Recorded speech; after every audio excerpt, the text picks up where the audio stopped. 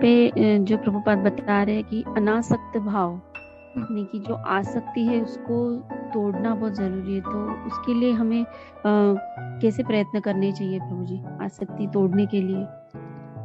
बहुत बढ़िया प्रश्न है ये। आसक्ति तोड़ना सबसे कठिन कार्य है। दरअसल पूरे जीवन का उद्देश्य ही जो है वासनाओं को तोड़ना है। इन आसक्तियों को तोड़ना ही पूरे हमारे जीवन का उद्देश्य है। यही जो है, इसी को हम कहते हैं तपस्या।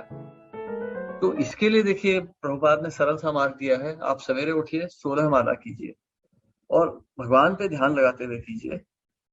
साथ ही साथ आप 16 माला कीजिए और साथ ही साथ आप फिर शास्त्रों का अध्ययन कीजिए ध्यान से। शास्त्रों को पढ़े बिना ज्ञान नहीं आएगा, और ज्ञान नहीं आएगा ना तो कभी हमारी चेतना शुद्ध नहीं होने वाली। हरि का नाम लेते रहेंगे, अंत में सब छोड़ के भाग जाएंगे। ऐसा होता है, मैंने देखा है। मतलब मेरी ही पहचान के गुरु बंधु ही है मेरे, 32 माला 64 माला, लेकिन शास्त्र नहीं पढ़ते थे। गीता अच्छी नहीं लगती थी। अब सब छूट गया। अब कोई जप नहीं, कुछ नहीं। अब पूरी तरह से भौतिकवाद में लग गए। तो तो हरि के नाम लीजिए, सवेरे उठ के 16 माला जप कीजिए, कम से कम 2 घंटा शास्त्रों का अध्ययन कीजिए, और बाकी के समय ना शास्त्रों पे विचार करते रहिए। देखिए, चाहे पुरुष हो चाहे स्त्री हो, यहाँ पे हमने पढ़ा है ना ये कि पुरुष हो, स्त्री हो, शूद्र हो, वैश्य हो, कोई फर्क नहीं पड़ता। जो भगवान की शरण लेगा, गीता का अध्ययन करेगा, उससे मुक्ति अवश्य प्राप्त होगी। तो गीता के ज्ञान को प्राप्त करके जो कार्यरत करेगा, उस व्यक्ति को मुक्ति प्राप्त होगी। तो आप कम से कम 2 घंटा शास्त्रों का अध्ययन कीजिए गहराई से।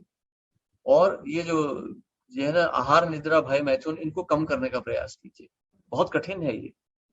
देखिए, परिवार के प्रति आसक्ति जो है ना, वो तो स्वाभाविक है, नेचुरल है, वो तो आती ही अपने आप। कोई माँ को नहीं कह सकते कि बच्चे से प्यार मत करो, तो नेचुरल है।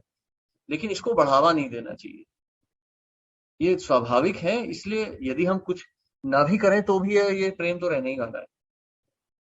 हमें इसे कम करने का प्रयास करना है, क्योंकि ये प्रेम शारीरिक है और ये अंत में भीषण पीड़ा का कारण बनेगा, भयंकर पीड़ा का कारण बनेगा। जीवात्मा, कभी कभी तो लोग अपना शरीर ही त्याग देते हैं इस पीड़ा में आके। तो इनको कम करने का प्रयास करना, यही पूरे जीवन भर की तपस्या है। इस जन्म में भगवान को प्राप्त करना बड़ा कठिन कार्य है।